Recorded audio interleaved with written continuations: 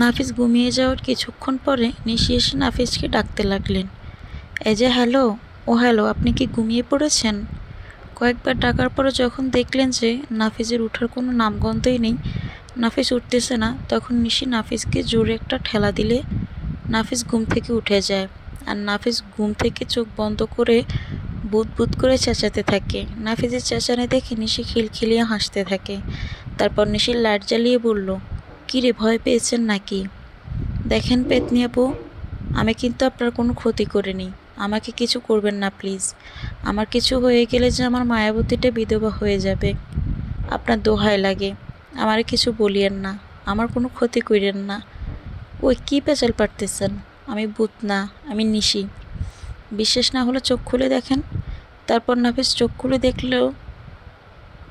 দেখে বলে, আপনাকে দেখতে একদম আমার বউ রাক্ষসী রানী কটকটি নিশির মতো। কি? আমি রাক্ষসী রানী কটকটি? তবে রে, এইবার তোকে খুন করে ফেলব। পেতনি আন্টি, প্লিজ আন্টি, আমাকে মারবেন না। এতে দেখছি মহা বিপদ। কি লাগে যে পাগল ছাগলের ঘুম থেকে ডেকে উঠালাম, বুঝতেছি না। কে বলেছে আমি ঘুমাইছি? আমি তো কাঁথা মুড়ি দিয়ে হাসতেছিলাম 10 মিনিট পর্যন্ত। নিশি আমাকে হুট করে ডাক দিল। আমি একটু ঘুমানোর ভান করে শুয়েছিলাম। মনে মনে এটাই চাইছিলাম যে ও যখন ঠেলা দিবে তখন উঠব, আর উঠে বুদবুদ করে চেঁচিয়ে উঠব। তারপর হয়তো সে ভয়ে আমাকে জড়িয়ে ধরবে। ফিলিংসটা যখন কতই না আনন্দ হতো। কিন্তু না, শালারাই তো দেখছি যে রাক্ষসী রানী কটকটি, এনাকে ভূতের ভয় দেখালে কাজ হবে না। এটা কি পৃথিবীতে বাস করে নাকি নোয়াখালী থেকে আসছে আল্লাহ জানে। ভয় বলতে কিছুই নেই, মেয়েদেরকে তেলাপোকার বললেই ভয়ে জড়িয়ে ধরে। আর আমার কটকটিকে ভূতের ভয় দেখিয়েও কাজ হলো না। ঘড়ির দিকে তাকিয়ে দেখি কেবলমাত্র 11টা বাজে। তার মানে 12টার সময় ভূতের সিগন্যাল দিবে। দেখি তখন কি নিশি ভয় পায় নাকি। এই যে হ্যালো, কি ভাবতেছেন? ঘুমোচ্ছি পেতনি আপু, আপনি একটু যান না, আমার ভয় লাগছে আপনাকে দেখে। আমি একটু ঘুমাবো। তারপর নিশি নাফিজের পাশে এসে বসলেন এবং কি মনে করে যেন নাফিজের হাতটা ধরে বললেন, আমি জিনভূত কিছুই না, আমি আপনার স্ত্রী নিশি, বুঝলেন?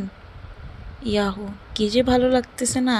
আমার বউটা আজই আমার হাত ধরলো, এই প্রথম। ফিলিংসটা বেড়েই চলেছে। হুট করে ডাকলো, হুট করে এসেই আমার হাতটা ধরলো। ভাবতেই আনন্দ লাগছে। দেখি মায়াবতীটাকে একটু পটানো যায় কিনা। ও তাই নাকি? ভালো তো, ডাকলেন কেন বলেন? বিছানায় শুয়েছিলাম, লাইটটা অফ করে রেখেছিলাম যেন ঘুম আসে, কিন্তু না, কিছুতেই ঘুম আসতেছে না। কেমন যেন মনের ভিতরে একটা শূন্যতা বিরাজ করতেছে। তাই ভাবলাম আপনার সাথে বসে গল্প করে। তারপর নিশি অনেক বক্তব্য দিতে লাগলেন, আর নাফিজ নিশির হাতের দিকে অপলক দৃষ্টিতে তাকিয়ে রয়েছে। নিশি যা বলতেছে সব নাফিজের মাথার উপর দিয়ে বাংলাদেশ থেকে মঙ্গল গ্রহে চলে যাচ্ছে। সেদিকে নাফিজের কোনো ভ্রুক্ষেপই নেই। নাফিজ ওর হাতটা দেখতেছে আর মনে মনে বলতেছে, আজকে আমাদের বিয়ের 3য়তম রজনী। প্রথম রজনীতে মেহেদি রাঙা হাতখানা দেখার সুযোগ হয়নি। অনেক স্বপ্ন ছিল যে বাসর রাতে বউয়ের মেহেদি রাঙা হাতটা দেখব। আমার মায়াবতীর হাতে যদি কোথাও মেহেদি কম থাকে, তাহলে সেই জায়গাটা আমি মেহেদি লাগিয়ে দিয়ে পূরণ করে দিব। আমি তো আমার হাতে মেহেদি লাগাতে পারবো না, এটা পুরুষের জন্য লাগানো ঠিক না। তাই আমি চেয়েছিলাম যে আমার মায়াবতীর হাতখানা মনের মতো করে সাজাবো, কিন্তু না, সেটা আর হলো না। নাফিজের বাসার রাতের কথা মনে পড়তেই চোখ দিয়ে এক ফোঁটা জল গড়িয়ে নিশির হাতে স্পর্শ করলো। তারপর নিশি হাতে পানি পড়া দেখে নাফিজের দিকে তাকালো এবং নিশি বুঝতে পারলো যে এতক্ষণ পর্যন্ত যা যা বকবক করেছে নাফিজ তা কিছুই শোনেনি, সব মাথার উপর দিয়ে গেছে। আর লক্ষ্য করলো যে নাফিজ মাথাটা নিচু করে বিড়বিড় করে কি যেন বলতেছে, আর তার চোখ বেয়ে 1 ফোঁটা 2 ফোঁটা করে অশ্রু ঝরতেছে। তারপর নিশি একটা কাশি দিয়ে নাফিজকে বলল, কি ব্যাপার, আমার হাতের দিকে তাকিয়ে কান্না করছেন কেন? আর বিড়বিড় করে কি বলতেছেন? নিশির কথা শুনে নাফিজ ভাবনার সাগর থেকে ফিরে এলেন এবং তারপর বললেন, কিছু বলেছেন? কানে কি শুনতে পান না? পাই, তবে মায়াবতীর কথা মনে পড়লে মাঝে মধ্যে শুনি না কানে। হুট করে নিশি ওর হাতটা ছাড়িয়ে নিয়ে একটু দূরে সরে গিয়ে বসলেন এবং বললেন, আচ্ছা, আপনার কি ঘুম পাচ্ছে খুব? এই ঘুম শব্দটার সাথে অনেক দিন যাবৎ তেমন একটা সম্পর্ক নেই। হয়তো মাঝে মধ্যে হুট করে ঘুমিয়ে যাই, আবার মাঝে মধ্যে হুট করে উঠে পড়ি ঘুম থেকে। কেন? একটা কথা কি জানেন, পৃথিবীতে কিছু কেন শব্দ আছে, যে কিছু কিছু কেন শব্দের কখনো কখনো কোনো উত্তর খুঁজে পাওয়া যায় না।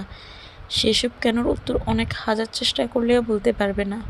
তার মধ্যে এই কেন শব্দটা আবদ্ধ রয়েছে, তাই উত্তরটা জানি না। কিছু মনে করো না, একটু তুমি করে কথাটা বললাম। কথা তো ভালোই গুছিয়ে বলতে পারে। কত সুন্দর রোমান্টিক মুড নিয়ে কথাগুলো বললে। মনে হচ্ছে যেন সে তার জিএফ এর সাথে কথা বলতেছে।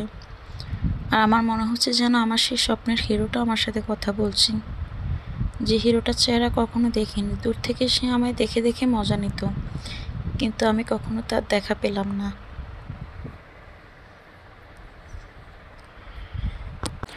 মনে হচ্ছে যেন সে আমার পাশে বসে বসে কথাগুলো বলতেছে, আর আমারও কেমন যেন কথাগুলো শুনতে খুব মন চাচ্ছে। জানি না আমার হাজবেন্ড জীবনে কতগুলো মেয়ের অফার পেয়েছে, যত সুন্দর চেহারা, কথার ভাবভঙ্গি দেখলে সবাই ক্রাশ খাবে। কিন্তু আমি যে কেন খাচ্ছি না কিছুই বুঝতেছি না। আমি যে ক্রাশ খাইনি একেবারে তা কিন্তু না, আমিও টুকটাক ক্রাশ খেয়েছি। কিন্তু আমার স্বপ্নের হিরোর কথা মনে পড়লে আমার রাগ হয়ে যায় তার উপর। আর আমার রাগ উঠলে কখন যে কি করে বসি নিজেও জানি না। কিন্তু আজকে কেমন যেন তার সাথে কথা বলতে রাগ হচ্ছে না। মনে হচ্ছে এখন ছাদে গিয়ে তার সাথে বসে বসে গল্প করি। দেখি তাকে একটু জিজ্ঞাসা করি, ছাদে যাবেন নাকি? কি ব্যাপার, ঘুমিয়ে পড়েছেন নাকি? নাফিজের কথা শুনে নিশির ভাবনায় ব্যাঘাত ঘটল। তারপর নিশি বলল, না, ঘুম পাইনি। আচ্ছা, তাহলে ঘুমিয়ে পড়ুন, রাত অনেক হয়েছে, প্রায় 11:30 বাজে। আর আজকে অনেক ক্লান্ত আপনি, অনেকটা পথ অতিক্রম করে এসেছেন। এখন ঘুমান তাহলে ভালো হবে, তা না হলে শরীর খারাপ করতে পারে। বলেই হলো, আমি ঘুমাবো না। তাহলে কি করবেন? সারা রাত জেগে জেগে মশা পাহারা দিবেন নাকি? প্রয়োজনে তাই করব। আচ্ছা চলুন না, ছাদে যাই। কি ব্যাপার, হুট করে ছাদে যেতে চাচ্ছেন কেন? আপনাকে মারবো তাই ছাদে যেতে চাচ্ছি, চলুন আমার সাথে। এই বলে নিশি নাফিজের হাত ধরে টানতে টানতে ছাদে নিয়ে যেতে লাগলো। আর নাফিজ ওর কাণ্ড দেখে মিটমিট করে হাসতে লাগলো। যে সিঁড়ির সামনে এলেন তখন নাফিজের মনে পড়ে গেল খাটের তলে তো ওর ফোনটা রয়েছে। তাই ভাবলেন যে আজকে আর ওটার কাজ হবে না, এখন ফোনটা নিয়ে আসা উচিত। কিন্তু ও যদি আমার সাথে রুমে যায়, আর যদি সে দেখে যে খাটের তলে আমার ফোন রয়েছে, তাহলে হয়তো সে আমাকে সন্দেহ করতে পারে। তার চেয়ে ভালো ওরে এখানে দাঁড় করিয়ে আমি ফোনটা নিয়ে আসি। কি হলো, এখানে দাঁড়িয়ে গেলেন কেন? নাফিজ কি বলবে ভেবে পাচ্ছে না, তাই সে একটা আঙুল উঠিয়ে সংকেত দিল যে তার হিসু আসছে। তারপর নাফিজ বলল যে, আপনি এখানে একটু দাঁড়ান, আমি আসতেছি। ঠিক আছে, যান, দ্রুত আসবেন। তারপর নাফিজ রুমে গিয়ে খাটের তলা থেকে ফোনটা বের করতে গেলে খাটের সাথে মাথায় একটা গুঁতো খেল। তারপর রাগের মাথায় খাটকে কয়েকটা লাথি দিয়ে নিশির কাছে চলে আসলো। মাথা ডলতে ডলতে নিশি তার মাথা ডোলা দেখে জিজ্ঞেস করলো, কি ব্যাপার, মাথায় কি হয়েছে? কিছু না, গুঁতো খাইছিলাম একটু। দেখে চলতে পারেন না? এই বুড়ো বয়সও গুঁতো খান মাথায়? কি, আমি বুড়া? তাহলে কি, বুড়া মফিজ একটা। এই যে কটকুটি, আমি বুড়া না বুঝলে, একদম ব্র্যান্ডের ভদ্র ছেলে। এই, আমাকে কটকুটি বললেন কেন? আমাকে মফিজ বললেন কেন? আর আপনি তো কটকুটির মতোই, একটুও মায়া দয়া নেই। একদম নোয়াখালীর মেয়েদের মতো নিষ্ঠুর, আর বরিশালের মেয়েদের মতো ঝগড়াটে, এবং ঢাকাইয়া মেয়েদের মতো ভাবের ডিব্বা। আর ওই চুপ, বেশি পেঁচাল পারতেছেন। চলেন ছাদে চলুন, রাত শেষ হয়ে যাচ্ছে। নিশি খুব রেগে বলল, ঠিক আছে চলেন। আল্লাহ গো, মোরে বাঁচাও, এই নিষ্ঠুর রানী কটকটি আমাকে ছাদে নিয়ে যাচ্ছে। আমার প্রচণ্ড ভয় লাগছে। কি দিয়ে না কি দিয়ে কি করে ফেলে আল্লাহ জানে। আপনারা দোয়া করতে থাকেন কটকটি যেন আমার কোনো ক্ষতি না করে। আচ্ছা, আমাকে এত রাতে ছাদে নিয়ে আসলেন কেন? কেন, আপনার খারাপ লাগতেছে নাকি? অনেক খারাপ লাগতেছে। আমার আরামের ঘুম হারাম করে আপনি আমাকে নিয়ে আসছেন ছাদে। এত ঘুম কিসের? হ্যাঁ, সবসময় তো শুধু ঘুমান। আজ না হয় একটু খোলা আকাশের নিচে দাঁড়িয়ে আপনি নিজেকে প্রমাণ করুন যে আপনিও একটা রাত খোলা আকাশের নিচে দাঁড়িয়েছিলেন। একটা কথা কি জানেন, এই আকাশের নিচে দাঁড়িয়ে থাকাটা না আমার পুরনো অভ্যাস। এখানে সবসময় দাঁড়িয়ে দাঁড়িয়ে কল্পনা করতাম যে আমার মায়াবতীটা যদি আমার পাশে থাকতো তাহলে দুজন মিলে কখনো ঘুমাতাম না, একেবারে ঘুমাতাম না। তা কিন্তু নয়, ঘুমাতাম অল্প কিছুক্ষণ, তারপর আমার মায়াবতীকে কোলে করে নিয়ে আসতাম এই খোলা আকাশের নিচে। এই জ্যোৎস্না ভরা রাতে খোলা আকাশের ওঠা তারকার ঝিকমিক ঝলমল আলোতে আমার মায়াবতীটাকে হয়তো অনেক সুন্দর লাগতো। তার হরিণ কালো চোখ দুটোর দিকে চেয়ে চেয়ে কাটিয়ে দিতাম সারাটা নিশিরাত। স্নিগ্ধ সকালে ওই সবুজ মাঠে দুজনে খালি পায়ে হাঁটতাম। শিশির ভেজা কুয়াশার স্পর্শ করতাম আমার মায়াবতীর পদতলে। প্রতিটা রাতে তাকে নিয়ে এই ছাদের এক কোণে একটা মাদুর বিছিয়ে মাদুরের উপর বসে বসে মায়াবতীটাকে নিয়ে আবৃত্তি করতাম হাজারো কবিতা। আমাকে আমার একটা ফ্রেন্ড জান্নাতুল ফেরদৌসী সে একটা কবিতা শুনিয়েছিল। কবিতাটা শুনে কেমন যেন মনের ভিতরে একটা ভালো লাগা কাজ করে। আমিও ঠিক ওই কবিতাটাই আবৃত্তি করতাম আমার মায়াবতীকে নিয়ে। ওই আকাশের সম্পূর্ণ নীল তোমাকে এনে দিব যদি তুমি চাও, ওই নদীর সব মোহনা দিয়ে সাজিয়ে দিব যদি তুমি চাও। আমাকে এই গাছের সব কোমল পাতা দিব তোমাকে সুশীল হওয়া ভালো যদি ভাসো আমায়। এই চঞ্চল পাখিরা দিবে তোমায় রাত জেগে পাহারা নির্গুম হয়ে ভাবো যদি আমায়। তুমি যদি চাও এই পৃথিবীর সব সুখ এনে দিব তোমার কাছে যদি তুমি থাকো আমার পাশে। এই যে রোমান্টিক বয়, কোথায় হারিয়ে গেলেন? এত সুন্দর করে কবিতা আবৃত্তি করতে পারেন, আমি তো জানতামই না। কি আপনি শুনে ফেলেছেন? বারে, সে কখন থেকে তো আপনি আপনার মায়াবতীর কল্পনা জগতে হারিয়ে গিয়েছিলেন আর বিড়বিড় করে কবিতা বলতেছিলেন, আর আমি মন দিয়ে শুনতেছিলাম। বাহ, কত সুন্দর অনুভূতি আপনার। ঠিক আছে, শুনছেন, ভালো কথা। এখন আমি চললাম, আমার ভালো লাগছে না, ঘুম আসতেছে। এই যে হ্যালো, কোথায় যাচ্ছেন? কোথায় আবার ঘুমোতে যাব? আপনি যাবেন? গেলে চলুন। আচ্ছা, আপনি কি সত্যি ঘুমোবেন? আপনার কি প্রচণ্ড ঘুম পাচ্ছে? যদি ঘুম পায় তাহলে ঠিক আছে, যেতে পারেন, আমি নিষেধ করব না। আর যদি ঘুম না আসে তাহলে থাকতে পারেন, তাও আমি নিষেধ করব না। আমি তো চাই তোমার হাতে হাত রেখে সারাটা রজনী গল্প করে কাটিয়ে দিতে, কিন্তু তুমি তো সেটা চাচ্ছ না। একটু হাতছানি করে কাছে ডেকে নিলে কি হয় বলো? আচ্ছা, আপনার কাছে কিছু জানতে চাইব, আপনি কি আমাকে বলবেন? ঠিক আছে, বলেন কি জানতে চান, তবে তার আগে আমি যেটা জানতে চাই সেটা বলুন। হ্যাঁ বলুন, কি জানতে চান? আচ্ছা, আপনার মনের মানুষটা কে, যার কারণে আমাকে স্বামী হিসেবে মানতে পারছেন না? কে আপনার মনের মানুষ? প্লিজ বলুন, আমি আপনার উপকার করার চেষ্টা করব, ক্ষতি করব না। ও, সে কথা, আমার মনের মানুষ কে সেটা আদৌ আমিও জানি না, তাকে কখনো দেখিনি। কি অদ্ভুত ব্যাপার, তাই না? আসলে আমি তখন ক্লাস 9-এ পড়ি, তখন প্রেম ভালোবাসা একটু বুঝতে শিখি। আমি লক্ষ্য করতাম যে আমাকে প্রতিদিন কে যেন ফুল দিত, আর ফুলটি সে কখনো আমার সামনে এসে দিত না, আমার বান্ধবীদের কাছে পাঠিয়ে দিত। প্রায় 1 বছর যাবৎ ফুল দিত, কোনোদিন গোলাপ, কোনোদিন জবা, কোনোদিন কদম, আবার কোনোদিন কচুর ফুলও দিত। তার এসব ফুল দেওয়া দেখে মাঝে মধ্যে মনের অজান্তে একা একা হেসে ফেলতাম। তারপর হঠাৎ করে একদিন দেখলাম যে সে আমাকে লাভ লেটার দিয়েছে এবং সাথে করে ফুলও দিয়েছে। আমাকে অনেকবার অফার করেছে, কিন্তু আমি তাকে পাত্তা দিতাম না, কারণ তাকে তো আমি চিনি না, জানি না।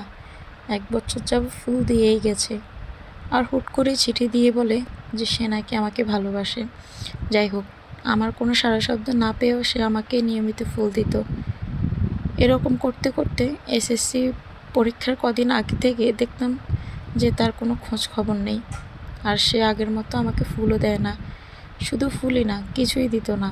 আমার বান্ধবীদেরকে ওর কথা জিজ্ঞাসা করলে ওরা বলতো যে তার নাকি কোনো খোঁজ খবর নেই, সে এখন আর এই স্কুলে আসে না। তার কথা শুনে মনের ভিতরে কেমন যেন শূন্যতা বিরাজ করতে লাগলো, কেমন যেন অনেকটাই টেনশন হতে লাগলো। তারপরে কেমন যেন আস্তে আস্তে আমিও তার প্রতি দুর্বল হয়ে যাচ্ছি, পড়ালেখাও তেমন করতেছি না। কিছুদিন পরে আমার পরীক্ষা, আর আমি পড়ালেখায় এই মুহূর্তেই ছেড়ে দিয়েছি। একদিন সকালবেলা আমি ঘুম থেকে উঠে ব্রাশ করতে করতে পুকুর পাড়ে যাচ্ছিলাম। তখন দেখতে পেলাম যে আমার বান্ধবী তাসফিয়া সে আমার দিকে আসতেছে। ওরে দেখে একটু অবাকই হলাম, কেননা এত সকালে ও এখানে কেন আসতেছে। তাসফিয়া আমার নিকটে এসে আমার হাতে একটা চিঠি দিয়ে চলে গেল। তারপর আমি কোনোরকম মুখটা ধুয়ে রুমে চলে গেলাম। রুমে ঢুকে রুমের দরজাটা আটকিয়ে চিঠিটা পড়তে লাগলাম। তারপর চিঠিটা পড়ে খুশিতে আত্মহারা হয়ে গিয়েছিলাম। তখন মনের অজান্তেই রুমের ভিতরে আমি জোরে জোরে চিৎকার করে বলতে লাগলাম, আমিও তোমাকে ভালোবাসি, আই লাভ ইউ। আমার জোরে জোরে চিল্লানি শুনে আমার মা রুমের ওপাশ থেকে বলে উঠল, কী রে, তুই কাকে ভালোবাসিস? আমি মায়ের কণ্ঠটা শুনে জিহ্বায় একটা কামড় দিলাম আর অনেক লজ্জা পেলাম। এখন মাকে যে কি বলবো তা ভেবে পাচ্ছি না। তারপর মা আবার জিজ্ঞেস করলো, তখন বললাম যে একটা কবিতা পড়ছিলাম, কবিতার নাম ভালোবাসি। স্যার বলল যে কবিতাটা নাকি পরীক্ষায় আসবে, তাই জোরে জোরে একটা চিৎকার করে পড়তেছিলাম। আমার কথা শুনে মা আমাকে পাগলি বলে চলে গেল।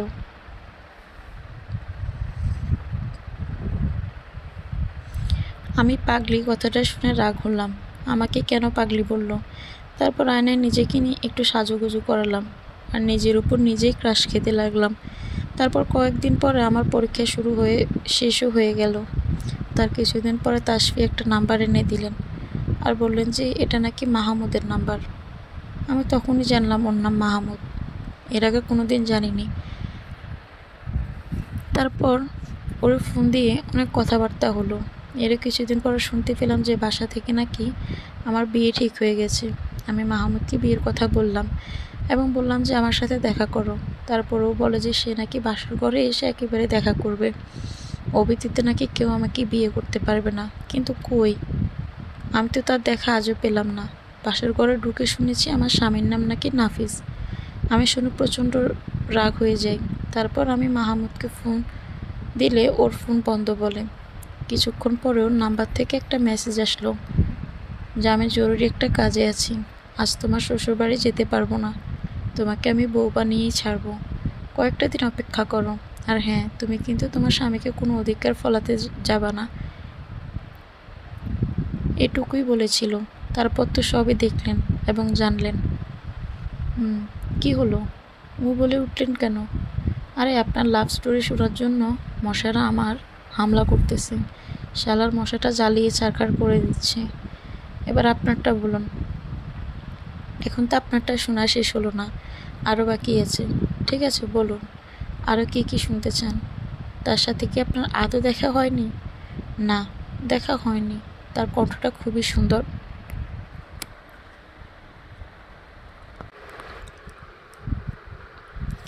ঠিক একদম আপনার মতো, অদ্ভুত প্রেম, চুপিচাপি ভালোবাসা। আচ্ছা, আপনার মাহমুদ সে কি এমন চিঠি দিয়েছিল যেটা পড়ে আপনি খুশিতে আত্মহারা হয়ে গিয়েছিলেন? একটু বলবেন? রাত অনেক হয়ে গেছে, এখন চলুন নিচে যাই। ওই যে আমি জানতে চাইলাম আর আপনি রুমে চলে যেতে চাচ্ছেন।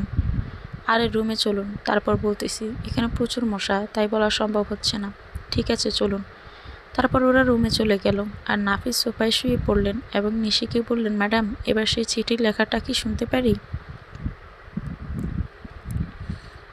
ঠিক আছে, বলতেছি, শুনুন। তারপর ওরা রুমে গেল।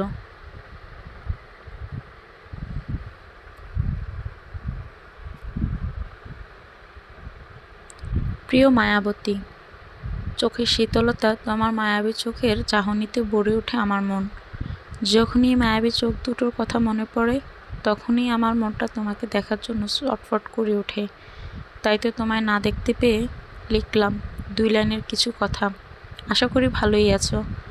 হ্যাঁ, ভালো থাকারই তো কথা, কারণ আগের মতো এই ছেলেটা তোমায় ডিস্টার্ব করে না, তোমার পথের কাঁটা হয়ে দাঁড়ায় না। আমি চাই তুমি সবসময় সদা সর্বদা ভালো থাকো।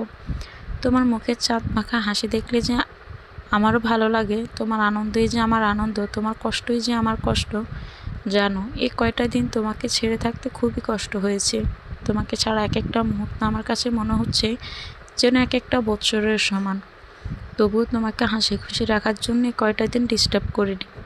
তোমার বান্ধবী আমাকে বলল যে তুমি নাকি আমার টেনশনে পড়ালেখা খাওয়া দাওয়া ছেড়ে দিয়েছ। তোমার কয়েকদিন বাদে পরীক্ষা, আর তুমি এখন পড়ালেখা করতেছো না ঠিক মতো। এটা শুনে খুবই কষ্ট পেয়েছিলাম। তাই তো সমস্ত কষ্টকে চোখের তলে রেখে দূর থেকে তোমাকে একটা নজর দেখেই লিখতে বসেছিলাম কিছু কথা। তুমি মনোযোগ সহকারে পড়াশোনা করো, কখনো কোনো টেনশন করবা না। জানি না আমাকে আদৌ ভালোবেসেছে কি না, হয়তো বাসতেও পারো। মেয়েদের মন তো আবার জোয়ার বাটা, কখন কোনটা চলে আসে বোঝা যায় না। তবে আমি তোমার মন থেকে ভালোবাসি। তোমার কথাটা আমার বাবা মাকেও বলেছি। তারা তাদের সন্তানদের সুখ দেখতে চায়, তাই আমার কোনো চাওয়া ত্রুটি রাখতে চায় না। আমি তো তোমায় প্রতিদিন দেখি, কিন্তু তুমি আমায় চিনো না, জানো না। কখনো তোমার সামনে আসলে কি আমাকে দেখে তুমি আমায় লাভ করবে কি না। তাই তো ভেবেছিলাম তোমার সাথে বাসর ঘরে দেখা করব। পরে চিন্তা করলাম বিয়ের আগে একবার দেখা করলে ভালো হতো। তাই ভেবেছিলাম তোমার পরীক্ষা শেষ হলে তোমার সাথে দেখা করব। আচ্ছা যাই হোক, চিঠির পাতায় মানুষ এসব লিখে না। আমি একটু অতিরিক্তই লিখে ফেললাম কিছু কথা। এটা আমার পুরনো অভ্যাস। চিঠি লেখার অভ্যাস নাই তো, তাই কি লিখতে হয় সেটাই জানি না। 2 দিন পরে তোমার পরীক্ষা, মনোযোগ সহকারে পড়বা। আর তোমার বাবা মাকে আমার সালাম জানাবা। সুন্দরভাবে পরীক্ষা দিতে পারো, যে এই প্রত্যাশাটাই রইল। এগিয়ে যাও আগামীর পথে। বাবা মার মুখ আলোকিত উজ্জ্বল করো, এই কামনা করি তোমার জন্য। আমার জন্য দোয়া করিও। আর আমার হাজারো ভালোবাসার মধ্যে থেকে একমুঠ ভালোবাসা নিও, আর নিজের প্রতি যত্ন নিও। ইতি তোমারই একজন। এটাই ছিল তার লেখা। জানেন, তখন না আমি এই লেখাটা পড়ে হাসি দিয়েছিলাম। তার প্রতিটা চিঠির নিচেই লেখা থাকতো, আমি তোমারই একজন। নিশির কথা ভুলেই যাচ্ছে, আর নাফিস মনের সুখে ঘুমাচ্ছে। নিশি এগুলো দেখে প্রচণ্ড রেগে গেল। তারপর নাক মুখ ফুলিয়ে চুপটি করে ঘুমিয়ে পড়ল। সকালে মুয়াজ্জিনের মুসল্লির কণ্ঠে আজানের ধ্বনিতে শুনে নাফিসের ঘুম ভেঙে গেল। তারপর নিশিকে ডেকে দিয়ে নাফিস গুরুতর স্বার্থে চলে গেলেন। অজু ইস্তেজা করে চলে গেলেন মসজিদ পানে নামাজের জন্য। নামাজ পড়ে বাসায় এসে দেখলেন যে নিশি বসে বসে কী যেন ভাবতেছে। তারপর নাফিস নিশিকে ডাক দিয়ে বলল, কি ব্যাপার, কি টেনশন করতেছেন? কই কিছু না তো। তাহলে তোতলাচ্ছেন কেন? কি নিয়ে টেনশন করতেছেন জানতে পারি? না কিছু না, আপনার না জানলেও চলবে। সমস্যা নেই, আপনি কী নিয়ে টেনশন করতেছেন সেটা আমি বুঝতে পারছি। আসলে ভালোবাসার মানুষের থেকে নিজেকে দূরে রাখাটা খুবই সাধ্যের ব্যাপার। ওসব নিয়ে টেনশন করে নিজের ক্ষতি করো না। নিজেকে শান্ত রাখার চেষ্টা করো, দেখবে একটা সময় সব ঠিক হয়ে যাবে।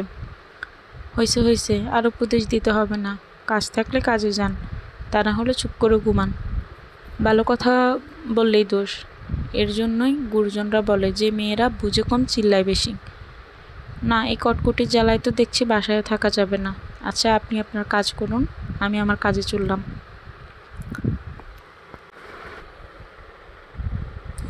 এই বলে নাফিস রুম থেকে বের হয়ে রাস্তায় চলে গেল। তারপর রাস্তা দিয়ে হাঁটতে লাগলো। স্নিগ্ধ সকালের ঠান্ডা আবহাওয়াতে একা একা হাঁটার মজাটা আলাদা। রাস্তার পাশে বয়ে গেছে খাল বিল, আরও আছে বিভিন্ন রকমের ক্ষেত স্বরূপ। চাষিরা সকাল সকালেই কাজকর্মে লেগে গেছেন। জেলেরা নদী থেকে মাছ ধরে বাজারে নিয়ে যাচ্ছে বিক্রি করার জন্য। আর আমি নাফিস রাস্তা দিয়ে শস্য ক্ষেত দিয়ে হাঁটতেছি মনের শান্ত করার জন্য। লোকে বলে একবার যাকে ভালোবাসা যায় তাকে নাকি কখনো ভোলা যায় না। আসলেই তাই। ভালোবাসাটা কীরকমই যেন, শুধু মানুষকে কষ্ট দেয়। এই সুন্দর সকালে শস্য ক্ষেতের পাশ দিয়ে যখন হাঁটি, তখন মনে হয় আমি যদি আমার মায়াবতীটার হাত ধরে এই শস্য ক্ষেতটা পাড়ি দিতে পারতাম।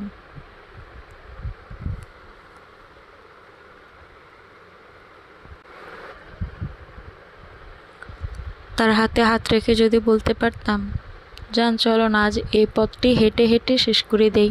কত সুন্দর প্রকৃতির দৃশ্য, এসব শুধু তোমার আর আমার জন্যই হয়তো সাজিয়ে রেখেছেন আল্লাহ তাআলা। চলো না একটু হাঁটি, তোমার হাতে হাত রেখে সারাটা জীবন এভাবেই হাঁটবো। তখন কতই না ভালো হতো।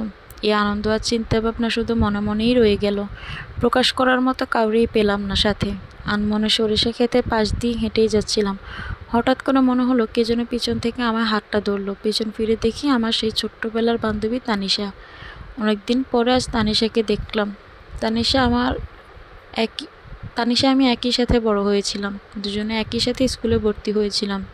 দুজনে মিলে হাসি ঠাট্টা করতাম। ক্লাস 8-এ ওঠার পর তানিশা শহরে চলে গিয়েছিল। তারপর আবার ইন্টার ফার্স্ট ইয়ারে আমরা একই কলেজে ভর্তি হয়েছিলাম। তানিশা দেখতাম সবসময় আমাকে টুকটাক শাসন করতো, এক প্রকার বন্ধু হিসেবেই আমরা থাকতাম। আমার মনে হতো তানিশা আমাকে লাইক করতো, মনে মনে টুকটাক ভালোবাসতো। বন্ধুত্বটা নষ্টর ভয়ে হয়তো ওর মনের কথাটা বলেনি তখন। মেয়েটাকে দেখলে যে কেউ ক্রাশ খাবে, শুধু আমি বাদে, কারণ আমি তো মায়াবতী আছে। আচ্ছা যাই হোক, দেখি তানিশা কি বলে।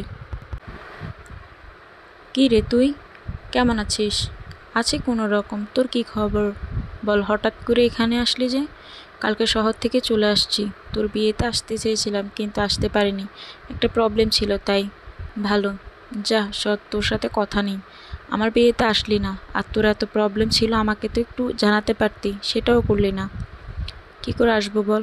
আমি যে তোর সাথে অন্য কাউকে সহ্য করতে পারি না। কতটাই না লুকিয়ে লুকিয়ে তোকে ভালোবেসে গেছি, আমারই দোষ। আমি যদি তোকে মনের কথাটা তখন বলে দিতাম, তখন হয়তো আমি আমার ভালোবাসার মানুষটাকে পেতাম। কি রে, কি বলতেছিস বিড়বিড় করে? না কিছু না। আচ্ছা বল, ভাবি কেমন আছে? আছে ভালোই। বাসায় বউ রেখে এত সকালে এখানে কি করতেছিস? কিছু না, এমনি হাঁটতেছি। তুই তো জানিসই আমি শস্য খেতে হাঁটতে পছন্দ করি। তোর চেহারার ভিতরে আমি কেমন যেন একটা চিন্তার রেখা দেখতে পাচ্ছি। প্লিজ একটু বল না, ভাবির সাথে কি কিছু হয়েছে নাকি? কি আর হবে, যা হয়েছে তাই বল। ঠিক আছে শোন।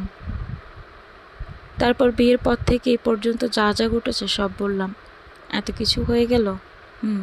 আমার ফোনটা বেজে উঠলো। ফোনটা হাতে নিয়ে দেখি একটা অচেনা নাম্বার থেকে ফোন আসছে। ফোনটা রিসিভ করলাম। তারপর লোকটা যা বলল সেটা শোনার জন্য কখনোই প্রস্তুত ছিলাম না। আমার মনে হচ্ছে যেন পা থেকে মাটি সরে গেছে, চারিদিকে অন্ধকার হয়ে আসছে। ফোনটা হাত থেকে পড়ে গেল।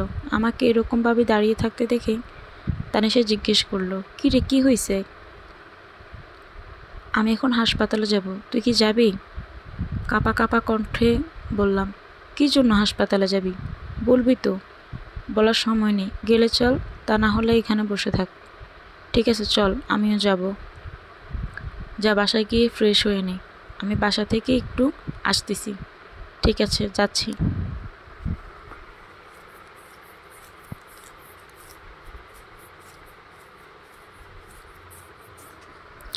তারপর দ্রুত একটি দৌড় মেরে বাসায় চলে গেলাম। বাসায় গিয়ে সোফায় বসে বসে হাঁপাতে লাগলাম। আমার বুকটা মনে হচ্ছে যেন ছিন্ন বিচ্ছিন্ন হয়ে যাচ্ছে, কলেজাটা ফেটে যাচ্ছে মনে হয়। চোখ বেড়ে অঝোর ধারায় বৃষ্টি হচ্ছে, কান দিয়ে মনে হচ্ছে যেন দুমো বের হচ্ছে। এটা আমি কি শুনলাম? এটা কি করে হলো? মনের ভিতরে শুধু হাহাকার করতেছে, মাথাটা বন বন করতেছে। কিছুক্ষণ পরে দেখলাম নিশি আসছে। নিশিকে দেখে আমি জড়িয়ে ধরে কান্না করে দিলাম। আমার কান্না দেখে নিশি আমাকে জিজ্ঞেস করলো, আরে আপনি কান্না করতেছেন কেন? কান্নাটা একটু বন্ধ করুন। আপনার কি হয়েছে একটু বলুন। ছেলেদের এরকম করে কান্না করতে নেই, প্লিজ বলুন। নিশিকে ছেড়ে দিলাম। এই প্রথম নিশিকে জড়িয়ে ধরেছিলাম মনের অজান্তেই। নিশিকে ছেড়ে দিয়ে বললাম, আমাকে কি এক গ্লাস পানি দিবেন? আমার গলাটা শুকিয়ে গেছে, প্লিজ এক গ্লাস পানি দিন। ঠিক আছে দাঁড়ান, দিচ্ছি। তারপর নিশি পানি এনে দিল, আর আমি এক ঢোকে সবটা খেয়ে নিলাম। তারপর নিশিকে বললাম, আমি একটু ঢাকা হাসপাতালে যাচ্ছি, জানি না কবে কখন ফিরবো। যদি কোনোদিন না ফিরি তাহলে ক্ষমা করে দিও। আমার দ্বারা কোনো কষ্ট পেলে ক্ষমা করে দিও।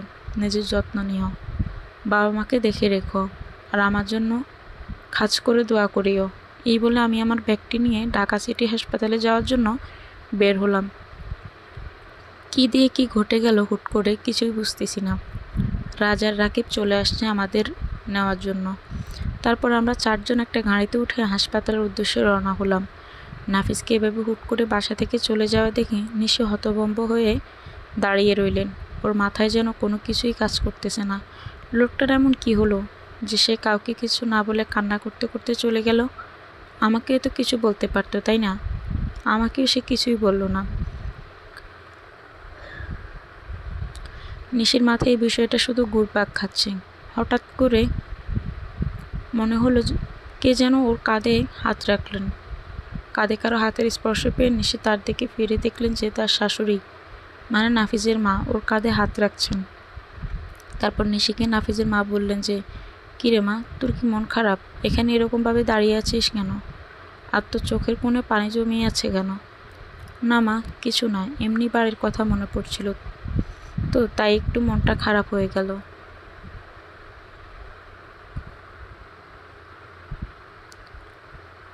আমি জানি নাফিস চলে গেল দেখে তোর মন খারাপ, তাই না?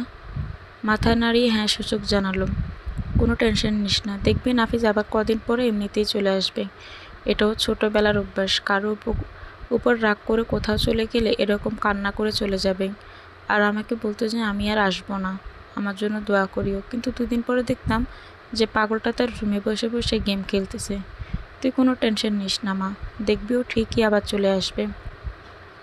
ওর মনকে সান্ত্বনা দেওয়ার জন্য একটু নাটকীয়ভাবে বললাম, কিন্তু মা, আপনার ছেলে বলল যে সে নাকি হাসপাতালে যাচ্ছে। কি হাসপাতালে? ওখানে কেন যাবে? বুঝেছি, মনে হয় ওর কোনো বন্ধু হাসপাতালে আছে, তাই হয়তো তাকে ওরা দেখতে যাচ্ছে। একটা কথা কি মা জানিস, এই নাফিজরা যেগুলো বন্ধু আছে না, সবাই সবসময় মেলতাল দিয়ে থাকে। মনে হয় যেন ওরা একই মায়ের সন্তান। ওরা কখনো কাউকে ছেড়ে থাকবে না। বন্ধুত্ব যে কাকে বলে তা ওদেরকে না দেখলে বুঝতেই পারবি না। নাফিজ, রাজ, রাকিব, তামিম, খালিদ, এই 5 জন সবসময় একসাথেই থাকবে। কেউ কাউকে রেখে কোথাও যাবে না। হয়তো এখন ওদের ভিতরে কেউ অসুস্থ হয়ে পড়েছে, তাই ওরা চলে গেছে তারে দেখতে। আচ্ছা মা, ওসব বাদ দে, এখন যা একটু বিশ্রাম কর, দেখবি মনটা হালকা হয়ে গেছে। ওর জন্য শুধু শুধু টেনশন করিস না। ঠিক আছে মা। তারপর নিশি একটু রেস্ট নিতে চলে গেল, আর তার শাশুড়ি তার কাজে চলে গেল। নাফিজরা হাসপাতালে প্রবেশ করলেন। হাসপাতালের ভিতরে ঢোকার পরে দেখতে পেলেন যে ওর বন্ধু খালিদ চলে আসছে। খালিদের বাসা এখানেই, তাই ও এখানেই ছিল। তারপর খালিদ এসে নাফিজদের একটা রুমের দিকে নিয়ে গেলেন। খালিদের চোখ বেয়ে অজর দ্বারাই বৃষ্টি হচ্ছে। রুমের সামনে যত যাচ্ছে ততই বুকের ভিতর কেন যেন দুপ দুপ দুপ দুপ করেই চলেছে।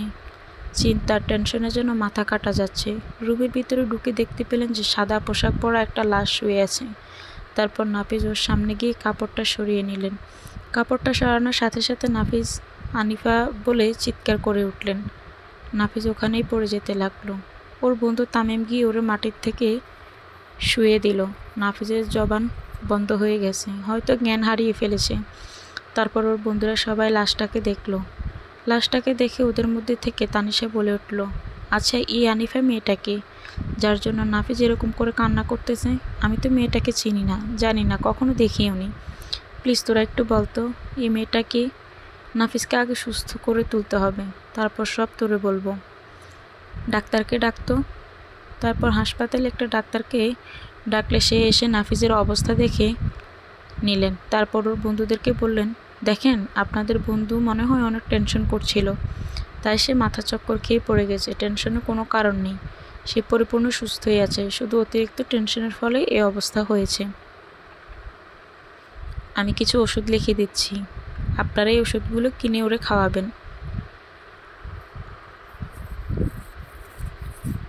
আর হ্যাঁ, তার সাথে কেউ বেশি কথাবার্তা বলবেন না, তাহলে তার সমস্যা হতে পারে। ঠিক আছে ডাক্তার সাহেব, আপনাকে অসংখ্য ধন্যবাদ। তারপর ডাক্তার সাহেব তার চেম্বারে চলে গেলেন, আর ওরা নাফিজের মাথায় হাত বুলাতে লাগলেন। ওদের সবার চোখেই জল, কারণ এত সুন্দর একটা ফুটফুটে সন্তান ওদের মাঝ থেকে চলে গেল, সেটা কেউ মেনে নিতে পারছে না। সবাই চুপ করে বসে রয়েছে আর দোয়া দুরুদ পাঠ করতে লাগলো।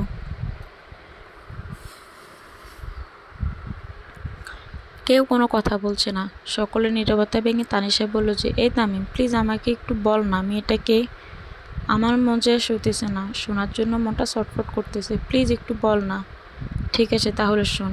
একদিন নাফিজ আর আমি রাতের বেলায় একটা জমির পাশ দিয়ে বাসায় যাচ্ছিলাম। হঠাৎ করে কোথা থেকে যেন কান্নার আওয়াজ পাচ্ছিলাম। নাফিজ কান্নার শব্দ পেয়ে আমাকে বলল, তামিম দেখতো, কোথায় কে যেন কান্না করতেছে। আমি মনে করেছিলাম এই রাতের বেলা হয়তো কোনো জিন ভূতের প্রভাব থাকতে পারে, হয়তো কোনো জিন বা ভূতে কান্না করতেই পারে। তাই এভাবে ওরে বলছিলাম যে, দোস্ত এটা তোর মনের ভুল, হয়তো ওসব কান্না দিয়ে বাসার দিকে চল। না, এটা কোনো জিন ভূতের কান্না না, এটা কোনো একটা জীবন্ত শিশুর কান্না। আমি দেখতেছি কোথায় কে কান্না করতেছে। আমি নাফিসকে বাধা দিতে পারলাম না। ও একটা টর্চ লাইট নিয়ে খুঁজতে লাগলো। কিছুক্ষণ পরে দেখতে পেলাম যে কোথা থেকে যেন একটা বাচ্চা কোলে করে নিয়ে আসছে। মেয়েটা ফুটফুটে সুন্দর, কোনো মায়ের সন্তান সেটা কেউ জানে না। এরকম হতভাগা কে যে তার এরকম কোমলমতি সন্তানটাকে জমিতে ফেলে চলে গেল। হায়রে মানুষ এত নিষ্ঠুর হয়ে কি করে। তারপর আমি নাফিসকে বললাম যে দোস্ত, এখন এই বাচ্চাটাকে কি করবি? কেন? আমি তাকে লালন পালন করব। আজ থেকে ওর নাম আনিফা জান্নাত, আর আজ থেকে আমি ওর বাবা। তারপর থেকে নাফিস ওরে লালিত পালিত করতে লাগলো। আমরা যে রুমটাতে থাকতাম ওই রুমটাতে থাকতাম হলো 3 জন, আমি, নাফিস আর খালিদ। কলেজে পড়তাম আর ওটাতে থাকতাম। তারপর আমাদের রুমের পাশে আরেকটা রুম ভাড়া নিল নাফিস। তারপর নাফিস আর আনিফা ওই রুমটাতেই থাকতো। নাফিসই ছিল ওর বাবা মা।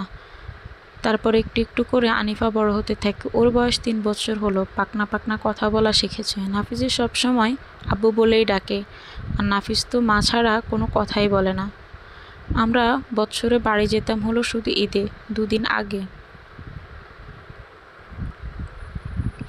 আনিফাকেও নাফিস বাসায় নিয়ে যেত। একবার ওর মায়ের কাছে ওরে রেখে আসছিল, কিন্তু আনিফা সেখানে থাকে না। নাফিসকে রেখে একটা মুহূর্ত সে থাকতে চায় না। আমরা কিছুদিন পরে আনিফাকে একটা স্কুলে ভর্তি করে দিলাম। আনিফা বাচ্চা মেয়ে, সে স্কুলে যেতে পারতো না, ভয় করতো যেতে। নাফিস ওর কলেজ ফাঁকি দিয়ে আনিফাকে নিয়ে স্কুলে যাওয়া আসা করত। তারপর আমাদের বাসার মালিকের একটা নাতনিও স্কুলে 5-এ পড়তো। আনিফা ওর সাথেই স্কুলে যাওয়া আসা করত। এভাবে একটু একটু করে নাফিসের পড়ালেখা শেষ হয়। ও একটা অনলাইনে জব করে আর আনিফাকে দেখাশোনা করে। আনিফা সবসময় ওরে বলতো যে আব্বু, আমাকে একটা আম্মু এনে দাও। এসব কথা যখন বলে তখন নাফিস ওরে বুকের সাথে জড়িয়ে নিয়ে বলে, পাগলি মেয়ে আমার, তুমি কোনো টেনশন করো না, আমি তোমার জন্য একটা আম্মু এনে দিব। তার কিছুদিন পরে নাফিসের বাসা থেকে বিয়ের চাপ আসে। নাফিস আনিফাকে বলে যে মা চলো, তোমার জন্য একটা আম্মু নিয়ে আসি। তুমি না একটা আম্মুর কথা বলেছ? না বাবা, আমি যাব না। তুমি আমাকে এই কথা বলে বাসায় রেখে আসবা, তাই না? তুমিই যাও তোমার বাসাতে। না মা, তোমার জন্য একটা আম্মু আনতে যাব, আবার তোমাকে নিয়েই চলে আসবো। না, আমি যাব না, আমি এই বাসাতেই থাকবো। আমি সাদিয়ার সাথে খেলাধুলা করব। তারপর নাফিস হাজারো বোঝানোর পরেও কোনো কাজ হলো না। নাফিস আনিফাকে রেখেই বাসায় চলে গেল। সাথে আমরাও গেলাম বাসায়। ওর বিয়ে হয়ে গেল। বিয়ের পরের দিন সকালে খালিদ আর আমি চলে আসি ঢাকায়। এখানে এসে আনিফাকে বললাম যে তোমার আম্মু আনছি একটি, তোমার আব্বু তোমার আম্মুকে নিয়ে 2 দিন পরে চলে আসবে। আনিফা আমার কথা শুনে খুশি হয়ে গেল।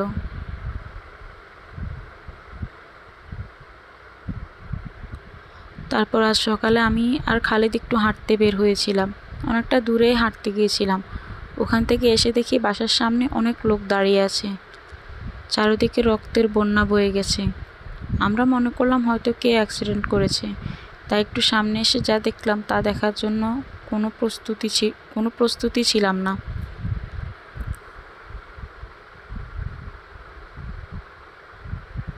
মাথাটা তখন বো বো করে ঘুরতে লাগলো। এক নিমিষেই দুনিয়াটা অন্ধকার হয়ে গেল। চোখ বেয়ে অজস্র বৃষ্টি হতে লাগলো। জোরে একটা চিৎকার মেরে আনিফাকে বুকের সাথে জড়িয়ে ধরলাম। পাশে পড়েছিল একটা স্কুল ব্যাগ, হয়তো স্কুলে যাওয়ার জন্য বের হয়েছিল একাই। তারপর ওরে কোলে করে নিয়ে হাসপাতালে চলে আসলাম। এরপর ডাক্তার ঘোষণা দিল যে সে নাকি অনেক আগে আমাদের ছেড়ে চলে গেছে। কথাটা শুনে মাটিতে পড়ে গেলাম। কি শুনতেছি এসব? আমার কানকেও বিশ্বাস হচ্ছে না।